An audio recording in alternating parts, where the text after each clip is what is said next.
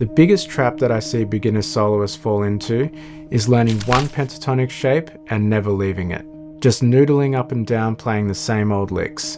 And the ones that do move forward quickly run into another problem, becoming overwhelmed by learning and relearning all 5 pentatonic shapes and never really integrating them into their playing. So in this video, I want to show you a better way that uses just 3 shapes and gets you connecting actual phrases through multiple positions, just like the pros.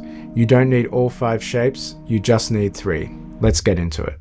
So one of the biggest things that slows people down in integrating these scale shapes into their vocabulary is just taking way too long to learn them.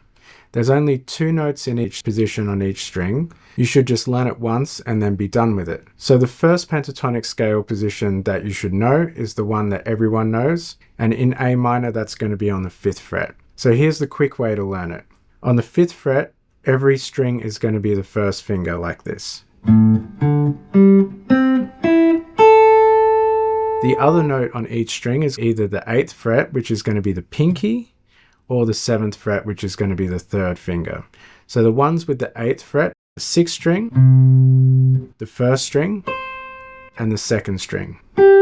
So now we're going to combine the 5th fret with the 8th fret. So we've got the E string, and then the other E string, and then the B string here. The others are the 7th fret with the 3rd finger. So those are going to be 5th string, 4th string, and 3rd string. Now just play the whole scale.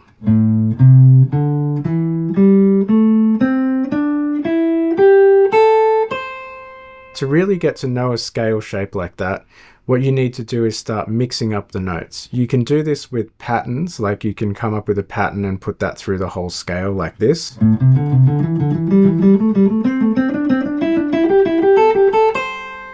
Or you can simply just start mixing the notes up like this.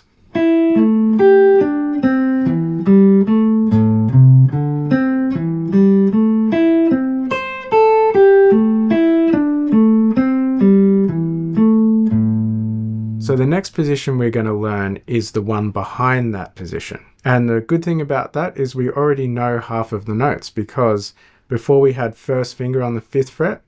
Now we're going to do the same thing, but we'll use the 4th finger like this. Ready? The other notes in that position are going to go like this. 3, 3, 2, 2, 3, 3. So the 3s we're going to do with our 2nd finger, and the 2s we're going to do with our 1st finger.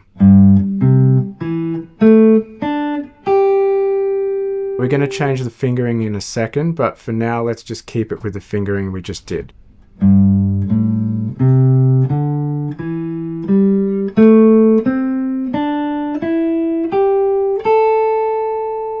So you see how easy that is? You've got 3, 3, 2, 2, 3, 3, and then just 5, 5, 5, 5, 5, 5. So here's my suggested fingering for this scale.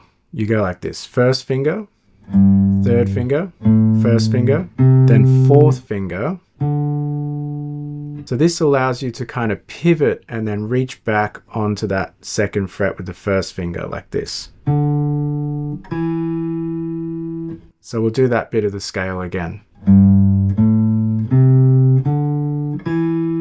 See how that sort of allows you to stretch back into that 2nd fret area? Let's keep going. So we've got the pinky, 1st finger, pinky. Then this bit, we're going to go back to that 1st finger on the 3rd fret like this. And then 3rd finger, 1st finger, and then 3rd finger.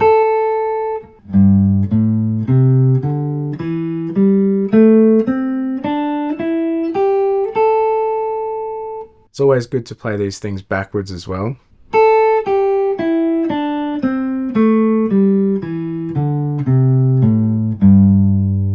So that's a really good fingering to use for that scale. But once you start mixing things up and improvising, all of the fingerings are going to go out the window. So make sure you're ready to change fingers when you need to and not be locked into any specific fingering. So let's do some of that mixing up of the notes. We won't do any patterns or anything.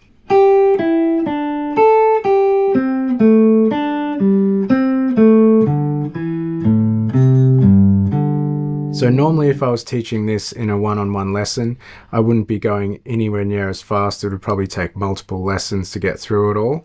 But I'm trying to give you guys the most value and save time to make the video nice and short. And you can just go over things as you need to, slow them down with YouTube, and do what you need to do to go at your own pace. Let's move on. So now we're moving on to the open position, and we already know 50% of the notes in that because we have that 3-3-2-2-3-3 thing. This time, all of the threes are going to be the third finger, all of the twos are going to be the second finger. So let's do that first. And for the other notes, it's all open strings, except we have one little spanner in the works, and that's the second string, which is the first fret. So we'll do those.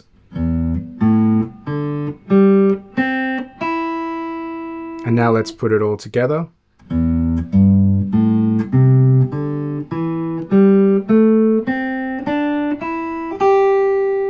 When people are first learning this, they don't think that first fret thing is going to be such a big deal, but a lot of people just keep making the mistake of playing the open string there instead of the first fret. So what you can do is just stay on those first three strings and then just mix the notes up. In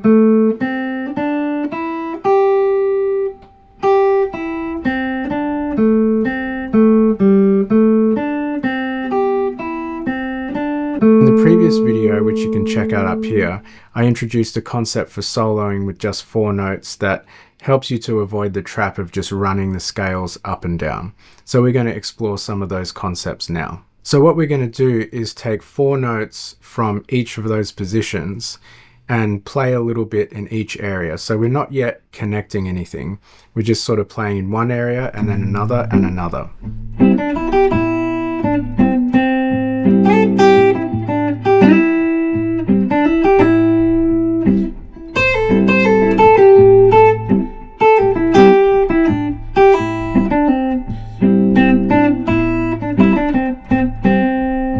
So already we're making a lot of progress towards playing through multiple positions, but there are 2 more elements that I think can really help you to connect these things. So the first one is to use slides, and that means that when you go from one position to another, you can connect them through a slide. So if I'm in the open position like this, and I play the first fret, and then the third fret, I could slide into the next position by taking that third fret, and going to the 5th fret like that. So another element that I think is really important is to try and keep the rhythm consistent so that you're not kidding yourself into thinking you're leaving creative rhythmic gaps exactly where you have to change positions. So we want to avoid this sound like.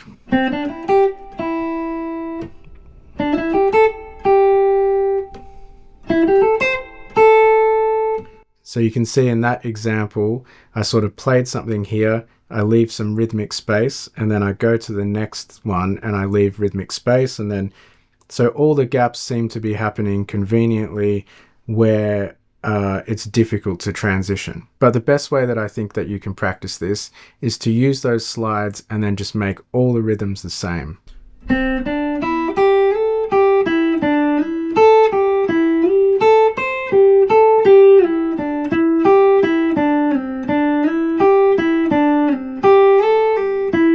So once you've explored that on the B and E strings, you might decide to explore another set like the D and G strings, for example. And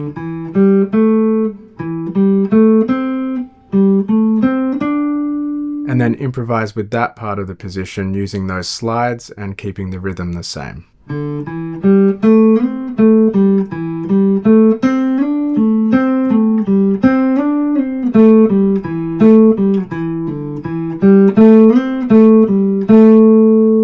Another way that's really good to practice this to get that horizontal element into your playing is to play the scale in order, starting from a particular note in that open position and ending up in that 5th fret position somewhere. I'll show you what I mean.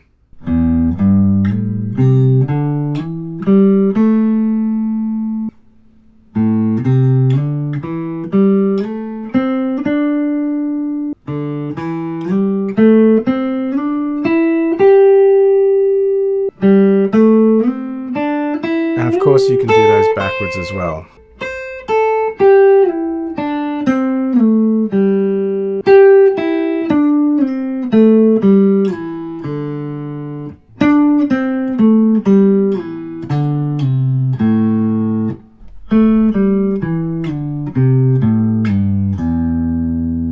So at first glance, it looks like we've covered about this much guitar and we've got about that much left. But all of these shapes can be moved up the octave. So let's have a look at how we can do that.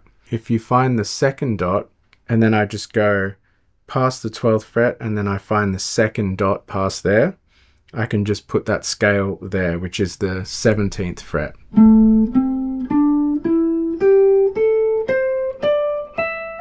I like to do that one with all first finger and third finger because everything gets really narrow up there. All right, the one behind it, the one with the 3, 3, 2, 2, 3, 3 thing becomes 15, 15, 14, 14, 15, 15.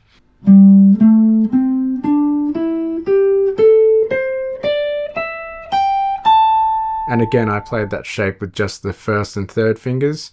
You can use whichever ones you like, but for me, that feels the most comfortable. So this next position, which is the open position moved up the octave, this is a bit different because now all of those open strings become fretted notes.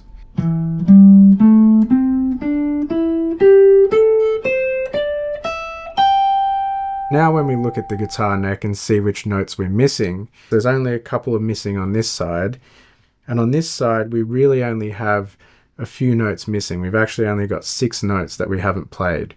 And I think that's enough to give you plenty of stuff to improvise with. But if you still feel like the fretboard is a mystery, like there's way more going on than you can actually see, then check out this next video where I'll show you the simple concepts that help me to actually understand the neck. So you're not just memorizing shapes, but really seeing how it all fits together. Thanks for watching, and I'll see you there.